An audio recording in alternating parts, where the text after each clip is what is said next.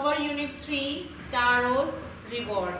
In the previous video we learned that Taro is very thoughtful and hardworking person, right? And also we show that how Taro worked hard to fulfill his parents' wishes. Okay, now today we will continue with the 8th paragraph of this lesson. We have studied 7th paragraph and today we are going to start with the 8th paragraph. Look at in your book page number 32. That afternoon a neighbor stopped by for a visit and Taro's father politely offered her a cup of the shake.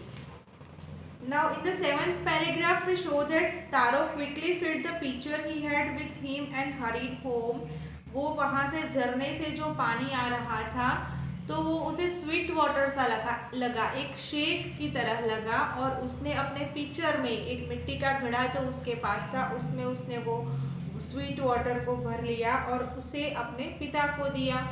तो उसके पिता ने जब वो जो पानी था sweet water वो पिया तो वो काँप रहे थे जो ठंड से, तो वो स्टॉप हो गया और वो खुश हो गए जो तारो के फादर थे और वो डांस करने लगे, खुशी से झूमने लगे।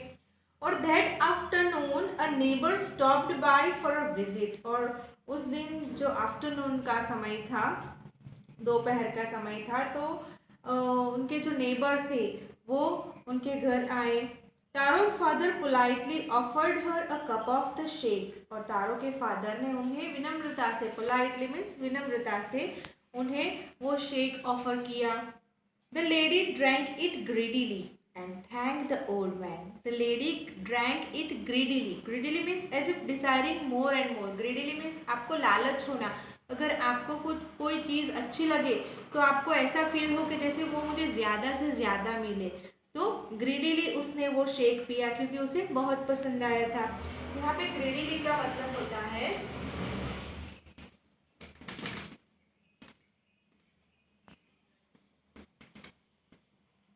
as if desiring more and more.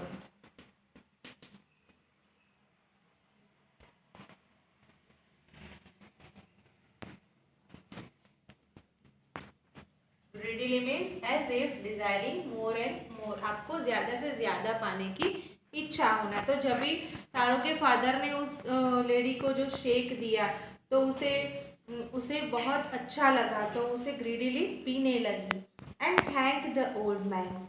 Then Taro told her the story of the magic waterfall.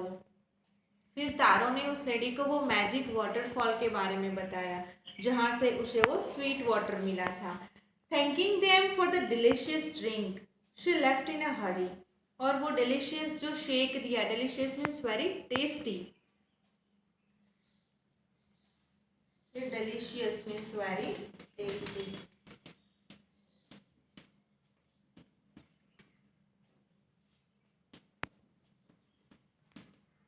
तो जो delicious शेक पीकर लेडी एकदम से हैप्पी हो गई, खुश हो गई और उन्हें थैंक यू कहने लगी, उनका आभार व्यक्त किया और वहाँ से जल्दी से चली गई। ही लेफ्ट इन अ हरी।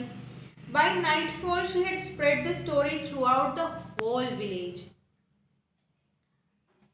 उसने क्या किया? बाय द नाइटफॉल, शाम होने, रात होने से पहले तो उसने वो जो स्टोरी थी मैजिक वाटरफॉल की वो सारे गांव में वो स्टोरी उसने फैला दी, वो बात फैला दी। That evening there was a long procession of visitors to the woodcutter's house. और उस दिन शाम क्या हुआ कि a long procession of visitors की लंबी कतार लग गई। Procession means जैसे कि एक यात्रा, शोभा यात्रा निकलती है और कैसे सभी लोग ऐसे लाइन में लगते हैं, तो वैसे ही विजिटर्स की प्रोसेसन जैसे वहाँ पे लंबी कतार लग गई वुडकटर के हाउस पे। Each man heard the story of the waterfall and took a sip of shake. फिर सभी लोगों ने वो मैजिक वाटरफॉल की कहानी सुनी, स्टोरी सुनी। and took a sip of the shake, और फिर वो शेक सभी लोगों ने लिया, पिया। In less than an hour the picture was empty, और थोड़ी देर में वो जो पिक्चर था, मिट्टी का घड़ा था कि जिसमें शेक भरा हुआ था, वो खाली हो गया. It was empty. Now next morning Taro started for work even earlier then the morning before. और फिर नेक्स्ट मॉर्निंग को जो तारो है वो फिर से वर्क करने के लिए निकला. अगले दिन जितना जल्दी निकला था उससे भी जल्दी. Right? Taro started for work even earlier than the morning before. He carried with him the largest pitcher he owned. उसके पास उससे भी ज़्यादा लार्जर पिक्चर था, बड़ा पिक्चर था, तो वो लेके गया. For he intended first of all to go to the waterfall. Here intended means planned. First उसने क्या प्लान किया? तो waterfall की तरफ जाने के लिए प्लान किया. Intended.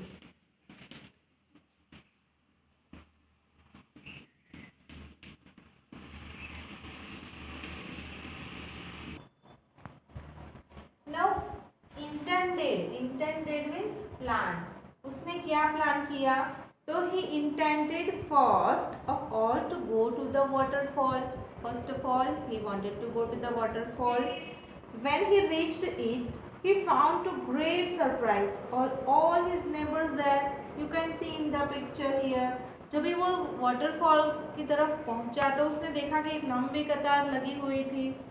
Right? When he reached it, he found a great surprise. All his neighbors there, उसके सभी पड़ोसी वहाँ पे इकट्ठा हो गए थे for their sweet juice, sweet water. Right? They were carrying pitchers, jars, buckets, anything they could find to hold the magic shake. उनके पास pitchers थे, कई के पास jars थे, buckets थे. तो जो भी उनके पास था, आप देख सकते हैं इस पिक्चर में, आपकी बुक में, तो जो भी उन लोगों के पास था वो लेके वहाँ पे चले गए वो लोग उस मैजिक शेक के लिए. Right. Then one villager knelt and had his mouth under the waterfall to drink. वहाँ पे जो एक विलेजर था उसने क्या किया कि वो जो वाटरफॉल में से जो पानी आ रहा था उसे पीने के लिए उसने वो आगे बढ़ा. He drank again and again and then shouted angrily, "Water! Nothing but water." उसने जब पानी पिया तो उसने देखा कि यहाँ पे तो कोई स्वीट वाटर नहीं है, ये तो वाटर ही है, just simple water, nothing but water. He was angry. Others also tried, but there was no shake, only cold water. दूसरे विलेजर्स थे, उन्होंने भी ट्राई किया, बट सभी को वो पानी के जैसा ही टेस्ट लगा. Right. There is no shake. Now we have been tricked, shouted the villagers. यहाँ पे वो लोग क्या कहने लगे कि इसने तो हमें उल्लू बना दिया, यहाँ पे तो कोई वाटर, कोई शेक नहीं है, कोई स्वीट वाटर नहीं है, यहाँ पे तो वाटर ही है. Tricked means deceived. वो हमारे साथ ट्रिक कर रहा है, हमें उल्लू बना रहा है, ऐसा वो लोग सोचने लगे. Where is Taro? Let us drown him in this waterfall. कहाँ है तारो? ढूंढ निकालो उसे, हम इसे इस वाटरफॉल में डुबा देते हैं. Drawn means suffocate in water, means water पानी में डुबो देना. But Taro had been wise enough to slip behind a rock. But Taro तो बहुत वाइज था, होशियार था. राइट. तो वो एक रॉक के पीछे छुप गया. स्लिप मीन्स गो अवे, वहाँ से चला गया और रॉक के पीछे वो छुप गया. When he show how things were going he was nowhere to be found. उसने देखा कि ये सब जो चल रहा है, वो लोग बहुत एंग्री, जो विलेजर्स थे वो बहुत एंग्री हो रहे थे, तो वो छिप गया कि कोई उसे ढूंढ ना पाए. He was nowhere to be found. वो ऐसी जगह चला गया कि कोई भी उसे ढूंढ ना पाए. Muttering their anger and disappointment, the villagers left the place one by one. Muttering their anger, जब मनुष्य को गुस्सा आता है तो वो गुस्से में जैसे बड़बड़ाता है, तो विलेजर्स भी गुस्से में ऐसे बड़बड़ा रहे थे, मटरिंग कर रहे थे. Muttering means speaking अनक्लियरली.